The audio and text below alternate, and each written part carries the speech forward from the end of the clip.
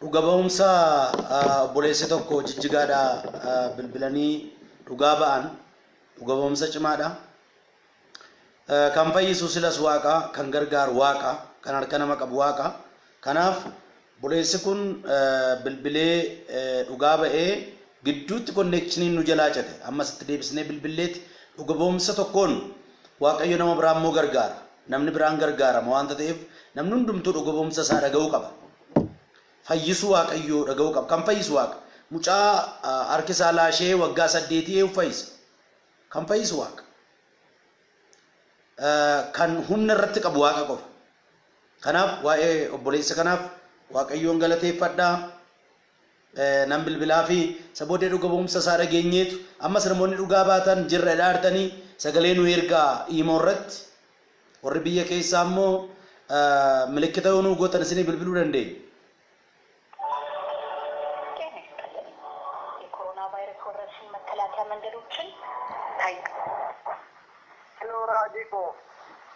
Dhiifama gidduutti konneekshiniin nu jalaa kutee itti deebitanii akka dhugaa baatan barbaanna. Mee biyyi keessan eessa isin immoo maqaan keessan eenyu jedhama? Achirraa kaasaatii dhugaa ba'a waan waaqayyo itti dubbate sanarraa kaasaatii. Waaqayyo waan nuti godhe raajii koo isin nu qaxxanii nuti waggaa neetiin naafate sun fayyee. Waggaa 8tiif. Waaqabuu hin danda'u. Eeshi. Waan tokko jechuun danda'u amma garuu fayyee fiigaa waan barbaadeef bitaa. Eeshi yeroo itti dubbatame sana maal jedhamee ergaan dhufeef? Karaa keessa maqaasaa waamanii. Maqaasaa karaa keessa waaqayyo waametti dubbatee inni qabdee kamsa guddaa tokko hin ta'eefi. Eeshi. Amma jijjigaarraan bilbilaa jira amma jijjigaarraa surraan jedhamaan. Baay'ee gaarii. Akkam amma mucaan kun eddasii erga fayyaan gamtaa? Baay'ee gammadee kamee goolishee egaa hojii gadi fiigaa iddoon naqin jiru gabaasin naqaa baay'ee kamee biyyi baay'ee garramamee nama sana argu kamee siin baay'ee isin gaafata gara raajii koo. Bakka kan kana godhe waaqayyoodha. Waaqayyoof galanni haa ta'u sagalee mucaa kanaallee na dhageessisa. Sagalee mucaa kanaa dhaga'uun qabaa. Sanbat dura keenyaa kana sagantaa waan qabnuuf sagalee mucaa kanaa na dhageessisa. Jalqaba wanta isinii kadhadhee fi amma gaa keessummoota biraan immoo keessumsiisaa naa jiraadhaa naa eebbifama abbosurraa. Eeshi eebbifame. Egaan gooftaan ulfaatu. Mucaan kun waggaa 8 guutuu hidhamee guyyaa 7 booda gaa waaqayyo itti dubbatu ka'ee deeme. Yookaas harkisaa waa qabate inni isaanii laashee gadhiise waaqayyoof galannaa ta'u. Waa qabachuu hin dandeenye waa qabateera fayyaa ta'eera amma fiigaara taphataa jedhanii amma isiniin kadhadha. Maqaa gooftaa Yesuus Kiristoos nama Naazreetiin yeroo kanaa kaasee hidha adda addaa keessa kan jirtan hiikamaa maqaa gooftaa Yesuusiin. Inni obboleessa keenyaaf dinqii hojjete kun tokkoon keessa irratti dinqii akka hojjetuuf isinii kadhadheera.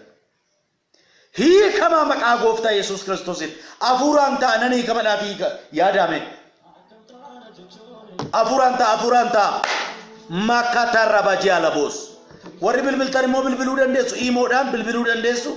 Maqaa Yesuus Kiristoosiin hiikamaa. Mana tokkoon keessaniitti galatii haa ta'u. Mana tokkoon keessaniitti hiikamni haa ta'u.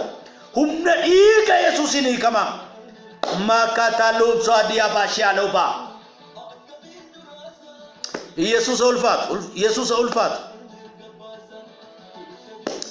Nagaan isiniif haa ta'u eebbifamaa. Nagaan isiniif haa ta'u. Warri bilbiltan imoodhaan waasappii kanaan bilbiluu dandeessu ani amma nan kadhadha. Sagalee waaqayyoo jalqaba isinii dubbadhee ture.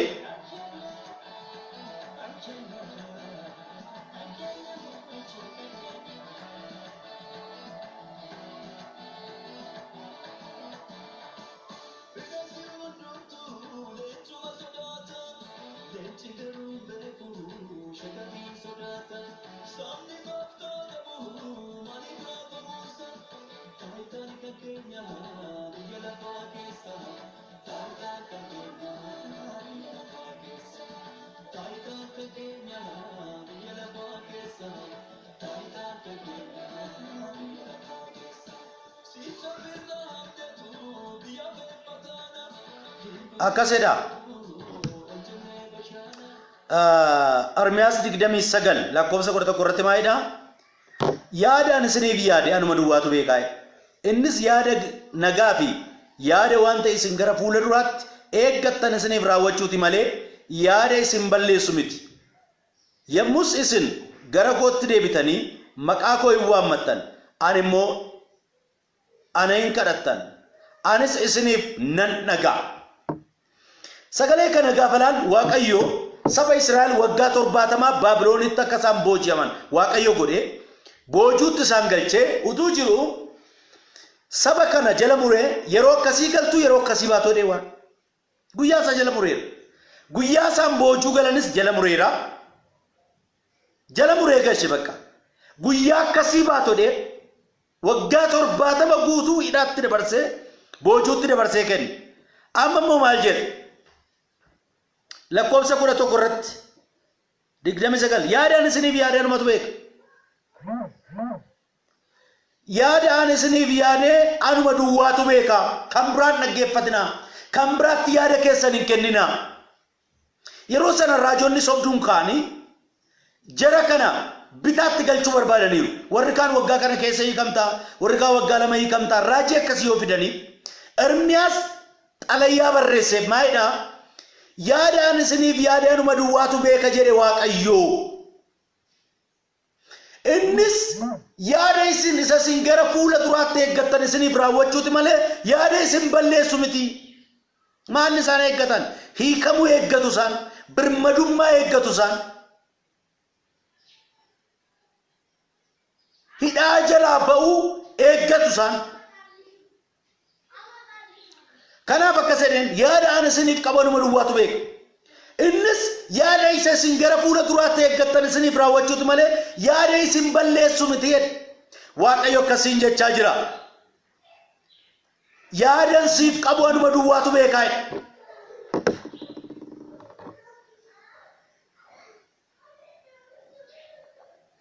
yaadan isiniif qabu anuma duwwaatu beeka innis yaada isa isin gara fuula duraatti eeggattan kan isinii raawwatu malee kan isin balleessu miti jedhe waaqayyo hin nagayina yaada koorraa kan isin kaachisan hin nagayina gurra keessan irra dhaabatee kan isinitti dubbatu hin nagayina laphee keessan waaqayyo irraa akka deebistan kan godhu hin nagayina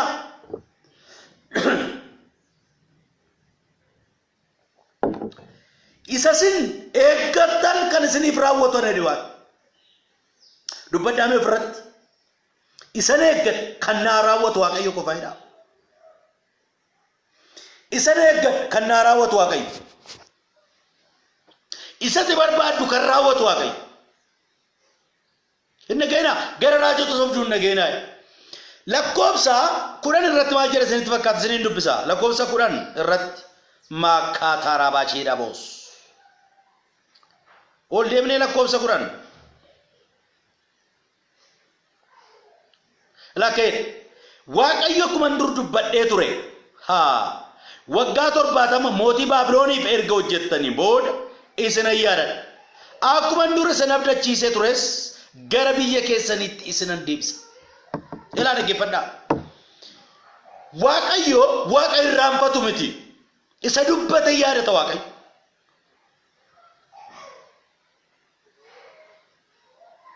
isa dubbadhaame ofirratti waaqayyo isa dubbate yaadata ina waaqayyo isa siin jedhe yaadata waaqayyo waadaa isa siin galee siif galee yaadata waaqayyo isa sirratti dubbate sana yaadata namoonni tokko tokko akkasif waaqayyo na irraanfateera na dagateera maaliif akka isinitti fakkaata gaafa namni nu dhiisu waan waaqayyo nu dhiise nutti fakkaata addunyaan jiraan gaadha quufi kan waaqayyotti jiraachuu waaqayyotti quufi argamuu waaqayyotti quufi sagalee waaqayyo maal jedha haati mucaa deesse irraanfachuu dandeessi jedhe isee yoo irraanfatte yoo ani tasuma sin irraanfadhu dha waaqayyo ani sin irraanfadhu sin dagan akkasedha Akkuma duri sirriitti dubbadhe sana isirra yaadadha. Waaqayyo akkasiin jechaa jira. Ani akkuma sirriitti dubbadhe sana hin jiraayidha.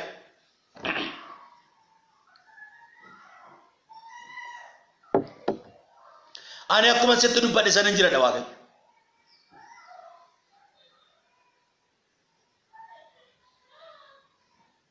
Ani akkuma waadaa sii gale sana hin jiradha Waaqayyo. Akkuma si abdachiise sana hin jiraa siin jira Waaqayyo. Qilleensa naggeeffatin. Nama yaada Waaqayyo irraa si kaachisu naggeeffatin. Kan nagahuu qabdu Waaqa. Waaqayyo akkasiin jedhe akkan sitti dubbadhe sana hin jira. Waaqayyo isa nutti dubbatee yaadatu nutu yaadatu malee. Waaqayyo isa waadaa nuu galee yaadatu nutu yaadatu malee. Sagalee Waaqayyo maal jedha isinitti fakkaata? Waaqayyo akkuma Saaraatti dubbate ishee yaadate. Akkuma Saaraatti dubbate. Waggaa dheeraa eeganii namni sabdii kutateefi isaanis abdii kutatanii. Waggaa dheeraa eeganii Abrahaamis abdii kutatee Aggaariin bira dhaqee mucaa argachuudhaaf yaalee argate. Isaanis Aggaariin bira akka inni dhaquuf isa jajjabeessite abdii kutannaa argu. Warri kaan umurii Saaraa lakkaa umuriin kee ammanaa seerri baayoloojii seerri saayinsii kan jedhu akkasii seerri uumamaa akkasii jedhanii itti tanattaru humna buusuudhaaf nama baay'ee dubbata. Itti dubbata. Nama baay'eetu itti dubbata isheenis ofitti dubbatti. Kanaaf yeroon isaa gaafa ga'u guyyaa tokko Waaqayyo jala mureef ergaan sii qaba. Isa sitti dubbatee barraa kaasee Waaqayyo jala sii mureera. Yoom ta'a itti rakkattu ameen jedhi fudhadhu ergaan.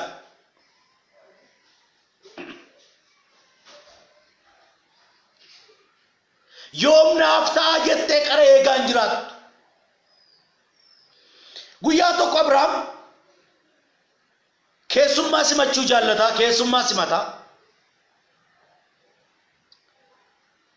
Keessummaa simachuu nama lasaati. Guyyaa tokko keessummoota simata. Keessummoonni kun ergamoota Waaqaati. Ameen jedhi fudhadhu. Arraa kaasee ogummaa Waaqayyoo ayyaana Waaqayyoo irraa kan ka'e ergamaa guddaan gara mana kee dhufeera. Gara jireenya kee dhufeera. Akkati bara haaraa kanatti harka duwwaa hin dabarreef ergamaan Waaqayyoo gara mana kee dhufeera.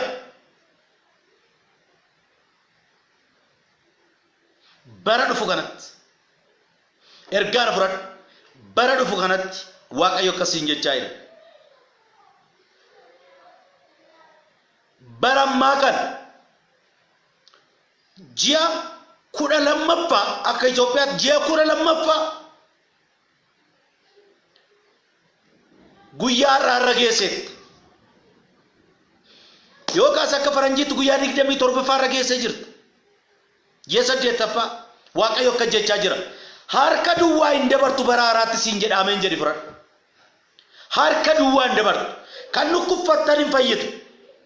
Waadaan isinii galamee har'a booriftaan jettanii eegaa kan turtan yeroo isin waadaa keessa Waaqarraa fudhattan ta'a. Ameen nama jedheef maqaa Gooftaa Yesuusiin ammaa jalqabee haa ta'uuf. Ameen nama jedheef ammaa jalqabee maqaa Yesuusiin haa ta'uuf. Harka duwwaan dabartu si yaadadha Waaqayyo. Anumatu beeka. Waadaa isan sii gale anumatu beeka. Isan sitti dubbadhe anumatu beeka. Yeroo tokko nuyyuu ofiif hin beeknu. Maaliif isinitti fakkaata? Amma namoonni as keessaa tolarra teessan tamsaasa kallattiin hordofaa jirtan yaa Waaqayyo na ajjeesettanii kadhachaa kan jirtan jirtu. Garuu hin duutan. Waaqayyo kadhata hamaa dabarsee nuun dhaga'u. Maaliif isa boorsi dura jiru dhageessan? Isa boorsi dura jiru beekani. Isa boorsii ta'uu beekani.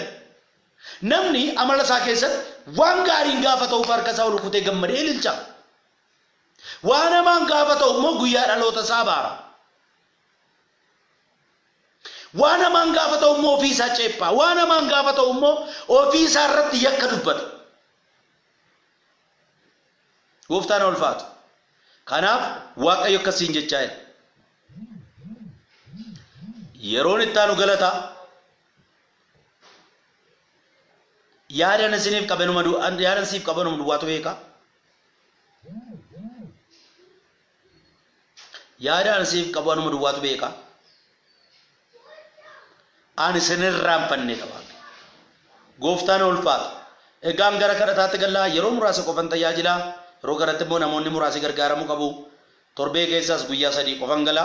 Guyyaa 3 kanatti immoo namoota tajaajiluu qabuuf, namoota kadhachuu fi qaban, namoota kadhatamuu fi qabu karaa imoos yeroon ittiin kadhadhu jira, yeroon kadhadhuuf jira. Kanaaf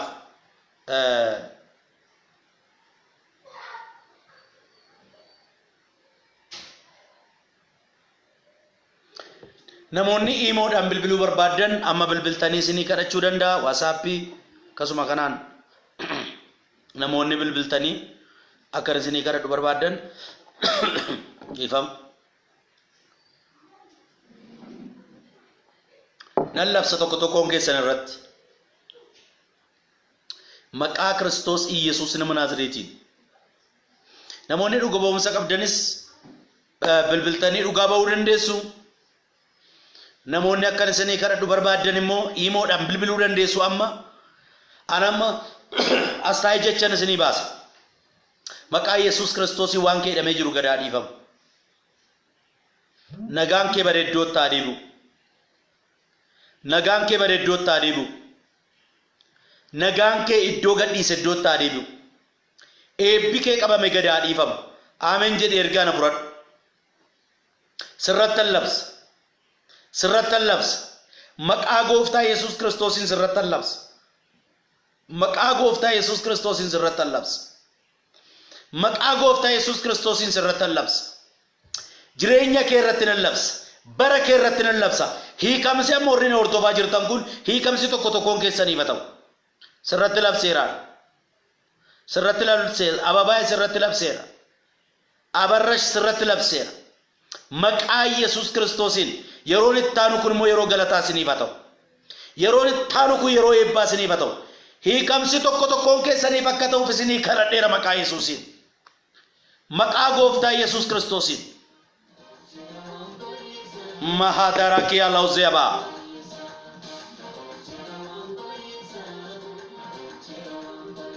Namoonni bilbiltan isin eegaan jira bilbila.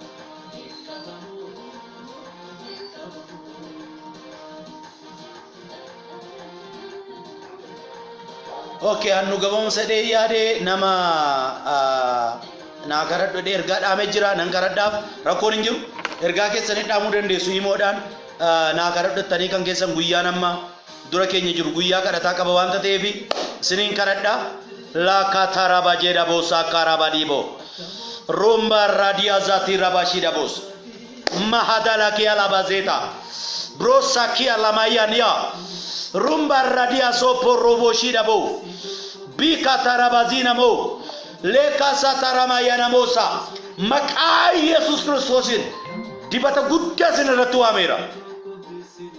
Hiikama labsaan jira sinirratti hiikama. Labsaan jira sinirratti hiikama.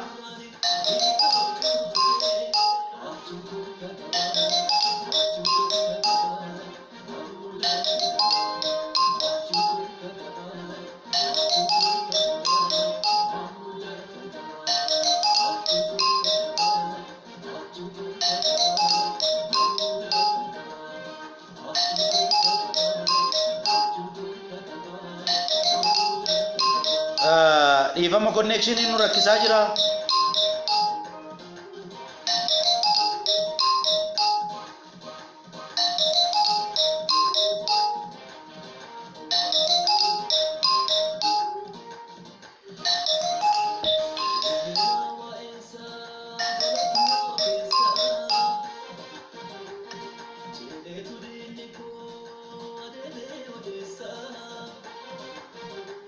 Maqaa Gooftaa Yesuus Kiristoosin galataaf dhiyaadhaa isinis tokkoon keessan galataaf dhiyaadhaa. mana keessan irratti kalabseera jireenya keessan irratti kalabseera gaa'ila keessan irratti kalabseera namni dhugaa ba'uu barbaadu qofti haa qophaa'u namni dhugaa ba'uu barbaadu namni waaqayyo na gargaara jedhee dhugaa ba'uu qophaa'u maqaa Yesuus Kiristoos nama Naazreetiin yerooti dhugaa baatu dhiyootti yerooti dhugaa baatu dhiyootti yeroon dhugaa ba'u dhiyootti jedhee ofirratti labsi. Hello. Hello. Abet. Oh, nagada. Galata waaqayyo fayyuma.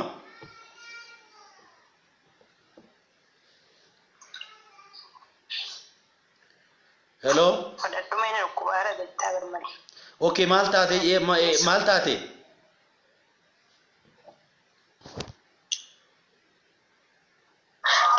Garmalena dhukubaa jira ergana dhukubuu qabeeti torban tokko ol narra fixeera garmalena dhukubaara qoonqoo laphee koodha abuura baafachuu hin danda'u. Okay. Kanaaf iyyuu tunaaf fudhattee natti tola. Meerka kee laphee irra kaadha. Harka kee laphee irra kaadha.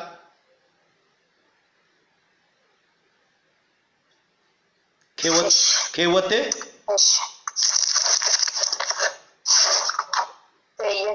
Amman siin karadhaa ammuma gassiliisa. Maqaa Yesuus Kiristoosiin gadhiisa. Baay'ee gadhiisumna dhiiga Yesuusiin ati dhukkubanan. Afuuraan ta'e na duukaa karadha. Hiikami maqaa Yesuusiin. Hiikami maqaa gooftaa Yesuusiin. Hiikami maqaa gooftaa Yesuusiin. Makata rabashi alabo. Harki waaqayyo gara kee dhufeen argaa jira. Amma hiikamsa guddaa gara kee dhufaa jira. Hiikami maqaa gooftaa Yesuusiin. Fayyi. Fayyi. Fayyi. Fayyi. Fayyi. Fayyi. Afuura baafadhu, afuura dheeraa baafadhu, afuura dheeraa baafadhu mee. Baafadhu afuura dheeraa. Fayyi maqaa gooftaa Yesuusiin. Harki waaqayyo dheeraadha hin qaqqabaa yeroo kana obboleettiin kun akka hiikamtuuf kennaa waaqayyo narra kaa'een abboomeera madaa'u isaatiin fayyitan jedhamee caafamee jira. Fayyi maqaa Yesuusiin. Fayyi maqaa Yesuusiin. Fayyi maqaa Yesuusiin. Afuura baafadhu, afuura baafadhu, afuura ariifadhu, afuura baafadhu, ariifadhuuti.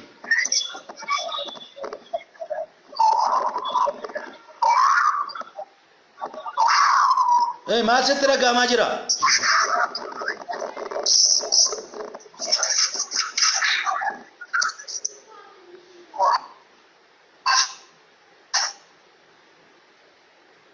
Maal sitti dhaga'amaa jira? Harka koo irra taa'u garmalee na guba ture.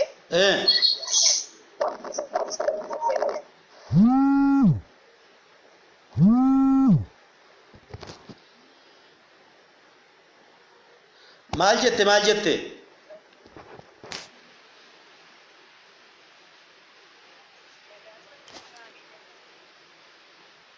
Hello?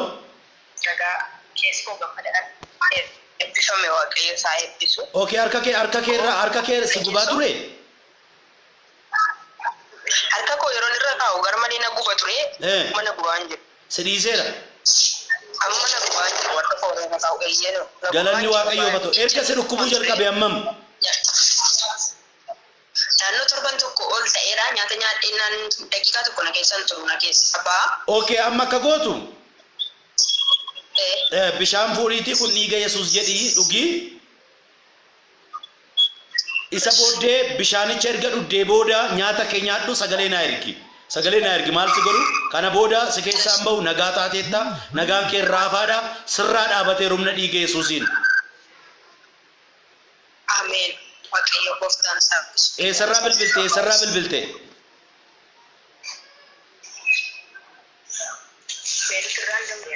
Okay, maqaan kee udah. Maqaan kee udah. Konjit? Okay, bontu bakka ta'u galataaf deebinee wal argina waaqayyo bagasii kee eebbifame. Amen. Gooftaan ulfaatu erga dhukkubdee torbee tokko guutuudha afura baafachuu hin danda'u jedhaa turte laphee koona dhukkuba morma koona dhukkuba ittee afura baafachuu hin danda'u laphee koona dhukkuba morma keessallee kokkeena dhukkuba akkuma kana afura baafachuu hin danda'u jettee amma gaafan kadhadhuuf ganna dhiisettee waaqayyoof galanni haa ta'u isinillee hiikamsi afuraa mana keessanitti haa ta'u hiikamsi foonii mana keessanitti haa ta'u maqaa Yesuus Kiristoosiin isin hiikeera. Ameen jedha fudhadhaa. Amen jedha fudhadhaa. Namoonni bilbiltan bilbila daddafaati bilbila tu connection inni rakkisin bilbila maqaa Yesuus Kiristoosiin hiikama. Maqaa Yesuus Kiristoosiin hiikama. Maqaa Yesuus Kiristoosiin hiikama. Dhukkuba sukkaaraa kan qabdan hiikama. HIV kan qabdan hiikama. Dhukkuba kaanserii kan qabdan kaanserii dhiiga gosa gosaan kaanserii jiru maqaa Yesuus Kiristoosiin dhiiga keessan dhiiga baakootitti deebiseera. Dhiiga keessa dhiiga Yesuusitti deebiseera. Dhiigni keessa dhiiga Yesuusin akka jijjiiramuuf abboomeera. Dhala kan hin qabne dhala argadhaa. Humna dhiiga Yesuus Kiristoosiin abaarsi tokko tokkoon keessan irraa ka'u. Abaarsi gadi sinaa dhiisu. Humna abaarsaa cabseeraan. Yoo hojjettan milkaa'u kan dadhabdan namoota baay'eetu natti argama hafuura koon. Hafuura koo irratti namoota baay'een natti dubbatamaa jira. Yoo hojjettan hin milkooftan. Yoo hojjettan milkaa'uu hin dandeessan. Yoo gaa'ela qabachuuf jettan gaa'elli keessan hin kufa. Karaa kanaan rakkina jala kan jirtan jirtu. Isinii keera maqaa Yesuusiin. Seera masadii heerumtanii kan gadhiistan. See tokko heerumtanii kan gadhiistan. Sin qofa miti faamilii keessan keessatti namni gaa'ela qabatee kan hin ta'in abaarsa akkasii cabseera. Hafuura koo irratti waan natti dhaga'amu kadhadha. Humna akkasii cabseera maqaa Yesuus Kiristoosiin. Maatii gara maatiitti kan darbu. Dhukkuba maatii gara maatiitti darbu. Akkuma kana gaa'ela kuffisaa ture immoo maatii irraa gara maatiitti kan darbu. Maqaa Yesuus Kiristoosiin cabseera. Halo?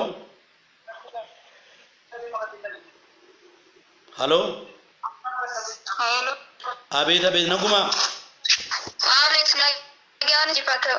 Ameen siif isa ta'u eenyuudha isarraa bilbilta?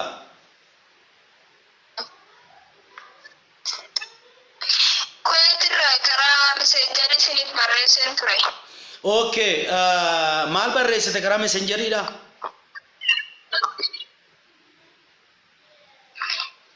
Beta karaa biyyaa imaluudhaaf yaalee tanan ture koronaatu sirratti argame naan jedhanii tikeettii lammaffaa immoo eeggachaa jira.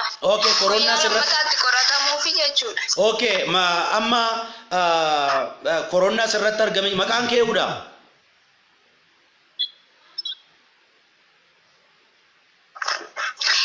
Qananii. Okay, Qananii amma siin karadha bishaanis bira jira? Mee bishaanicha qabat vaayirasiin kun gas dhiisee deema. Eeshi qabadeera.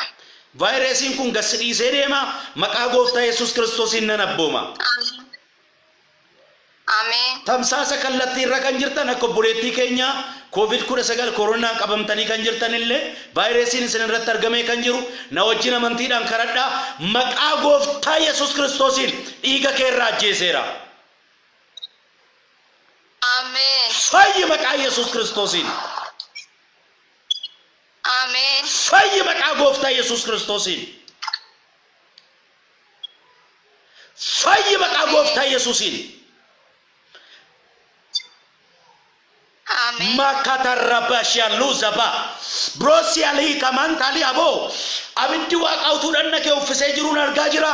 Amma hiikamsi guddaan gara kee dhufa. Amen. Hiikami maqaa gooftaa Yesuusiin. Amen. Humna dhiiga Yesuus Kiristoosiin si hiikeera. Amen. Bilisaati. Jedhi na duukaa ani bilisa dhime. Amen. Ani bilisa maqaa Yesuusiin. Abboomeera. Bishaanni kun dhiiga Yesuusi. Bishaan kana nuddaa. Kana booddee erga maalni erga wuxeetiin kee dhufee booda deebitee sagalee naa ergita nagaadhaati dhugaa ba'i waaqayyo waan dinqisiif hojjeteera hiikamteessa waaqayyo sii keera bishaanicha kana dhugi amma bishaan kana dhugi namoonni kallattii adda addaatiin hordofaa jirtanis bishaan buufadhaatii dhugaa batalee dhukkuba kana qofatu hin taane dhukkuba adda addaa qabatanii kan jirtan dhukkuba adda addaa sanarratti argamee kan jiru bishaan buufadhaatii dhugaa kun dhiiga Yesuus jedha namoota baay'ee dhuga ba'umsaan naa bilbila eebbifami gooftaan si haa eebbisu hiikamteetta ishii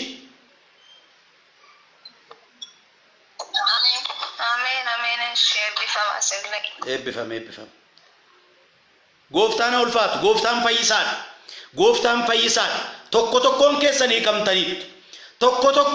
hiikamtaniitu ani kameera dhafarratti labsaa lafa akka socho'aati gaa'illi koo hiikameera manni koo hiikameera karoorri koo hiikameera hojiin koo hiikameera sagaleen waaqayyoo waan dubbattan akka fudhattan hin dubbata arraba keessanirra duunnis jireenyis jira namoonni akka qoosaatti fudhatan jiru jecha kan ani kameera manni koo kameera gaa'illi koo kameera warreettan maqaa Yesuus Kiristoosiin hiikamsisinii ta'eera namoonni bilbiltan ammallee sineegaan jira iimoodhaan bilbiluu dandeessu WhatsAppiidhaan bilbiluu dandeessu amma itti garuu tamsaasa kallattii warra na hordoftan YouTubeidhaan warri na hordoftan akkuma kana ergan tamsaasa kallattii keessaa ba'e Facebookiidhaan kan na hordoftan maqaa Yesuus Kiristoosiin dhuga ba'umsi asin nageessan kun dachaa mana keessanitti ta'eera hiikamsi mana tokkoon keessanii keessatti ta'eera maqaa gooftaa Yesuus Kiristoosiin isin irratti labseera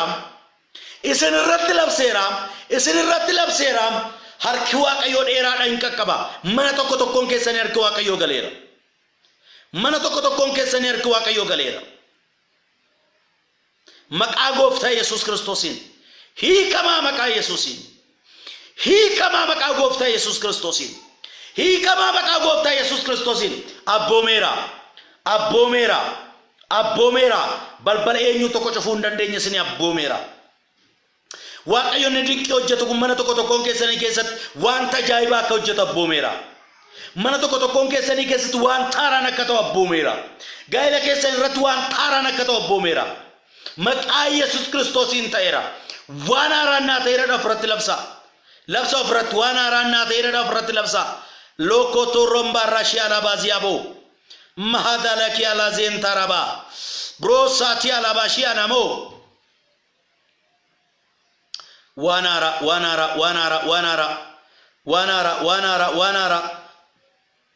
tokkoon keessanii waanaara abboomeera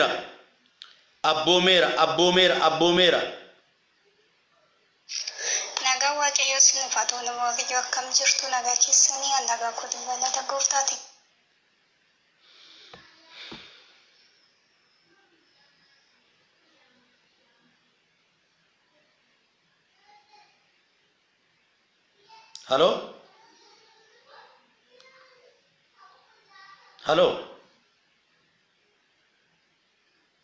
Hello? Amen. Innagamu.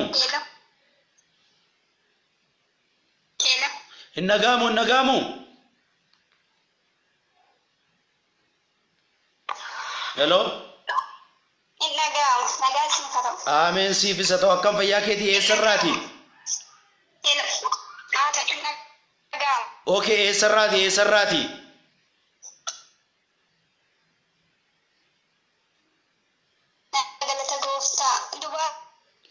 Okay, Dubai irra maqaan kee udha?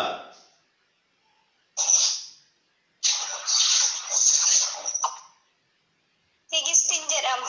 Okay, Tigisti maal irratti sii kadhadhume?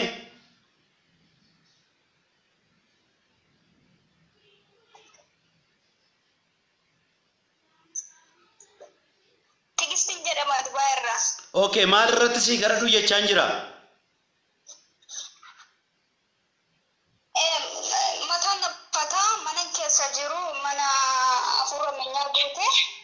Okay, amma fuura koo irratti maalan argaa nama paralyzed ta'ee jiru irratti afurramaa yoo hojjetuun argaa.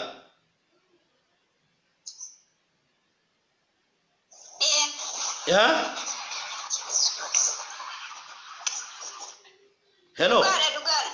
Uda.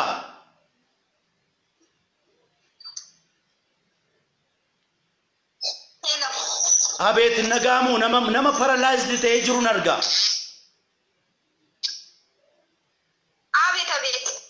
Nama paralyzed ta'ee jiru irratti afurramaa yoo hojjetuun argaa.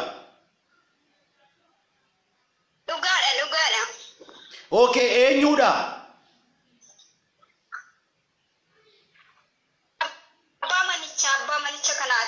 Abbaa manicha kana.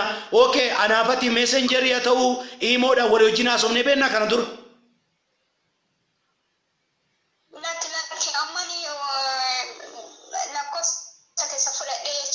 Malee wanta walii wajjin haasofne karaan ittiin ansirraa dhagee jira.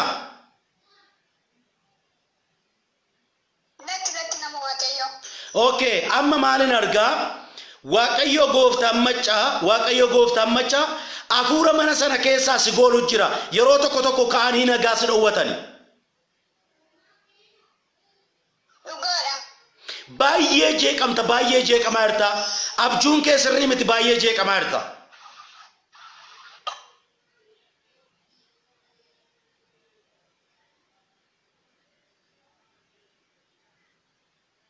Hello? Okay, connection in baay'ee nu rakkisaa jira. Waaqayyo gooftaan macaa akkasiin jedha. Ammatti gajjettee ol jechuun illee baay'ee si rakkisa. Yoo gajjettu baay'ee si dhukkuba.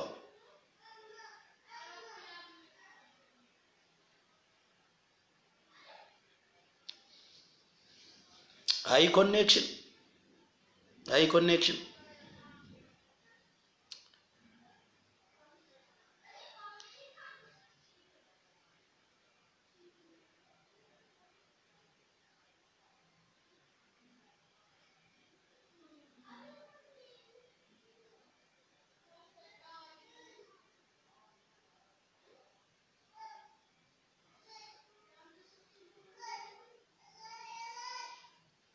Makarabaayyee raboo seeree baadiyyaaboo argitanii mana isaanii keessatti waaqayyo gooftaan macaa gaafan argisiisu mucaan kun Dubaay hin jirti nama paralyzed ta'ee jiru abbaa manichaatiitti nama waaqonatti dubbate nama paralyzed ta'ee jiru afurramaan irratti hojjetu narge inni kun immoo afuura ishee qofa miti family hunduma isaa control afuura godhee jirudha namicha sana irra ta'aa jechuudha amma yeroo kana maqaa gooftaa Yesuus Kiristoosiin tokkoon keessanii keera.